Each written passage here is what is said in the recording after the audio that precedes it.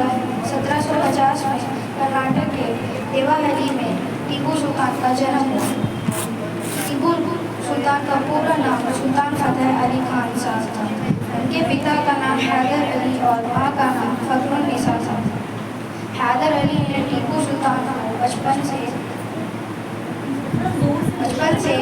तीरंदाज, घुड़सवारी सब कुछ अच्छे से सिखाया था।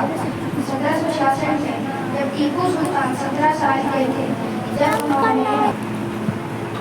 टीपू सुल्तान के पिता हैदर अली एक बीमारी से गुजर रहे होते हैं।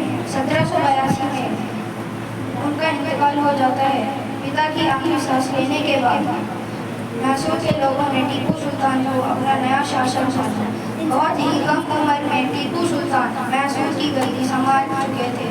टीपू सुल्तान तब सिर्फ 22 साल के थे।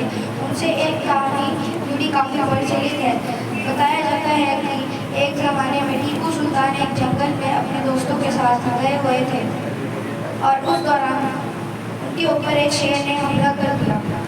लेकिन शायद शेर को नहीं पता था कि उसने टीपू सुल्तान पर हमला किया है, जिसे उसको पराजित होता देखना बिल्कुल पसंद नहीं है। टीपू सुल्तान ने शेर का जमकर मुकाबला किया। कहा जाता है कि उस दौरान टीपू सुल्तान के पास अपनी बंदूक भी नहीं थी और टीपू सुल्तान ने अपने हाथों से शेर का मुंह फाड़ दिया था। उस घटना के बाद उन्हें टाइगर ऑफ मैसूर कहा जाता था। टीपू सुल्तान को पता था कि अंग्रेज भारत के लिए एक बहुत बड़ा खतरा है। आगे जाकर टीपू सुल्तान ने ईस्ट इंडिया कंपनी के विरुद्ध एक बहुत बड़ी जंग छेड़ी। अंग्रेज हर हाल में टीपू सुल्तान को हराना चाहते थे। उन्हें हराने के लिए मराठों और मुगलों का साथ भी लिया। इस युद्ध को सेकेंड एंग्लो वॉर के नाम से जाना गया और युद्ध 1784 में जाके खत्म हुआ।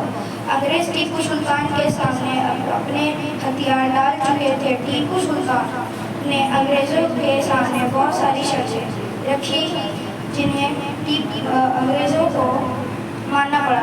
टीपू सुल्तान का खौफ अंग्रेजों के मन में हुआ रहता था। अंग्रेजों को हराने के बाद टीपू सुल्तान का नाम यही नहीं भरा। उन्होंने किंगडम ऑफ टनल कॉर पर भी हमला कर दिया। इसके बाद भी टीपू सुल्तान को कोई रोक नहीं पाया। उन्होंने 1789 में टनल कॉर पर हमला कर दिया। फिर जाकर थर्ड एंग्लो वॉर की शुरुआत होती है। टनल कॉर के राजा ट्रेटी के मुताबिक ईस्ट इंडिया कंपनी से सहयोग की गुजारिश करी।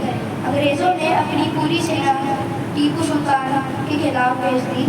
1792 में इस युद्ध को खत्म करने की कोशिश हुई, जिसकी वजह से टीपू सुल्तान को अपने कई राज्यों को खोना पड़ा, क्योंकि अंग्रेजों को पता लग चुका था कि टीपू सुल्तान आगे जाकर उनके लिए कितना बड़ा खतरा बन सकते हैं। क्योंकि टीपू सुल्तान ने उनकी नाक में बहुत दम कर रखा था।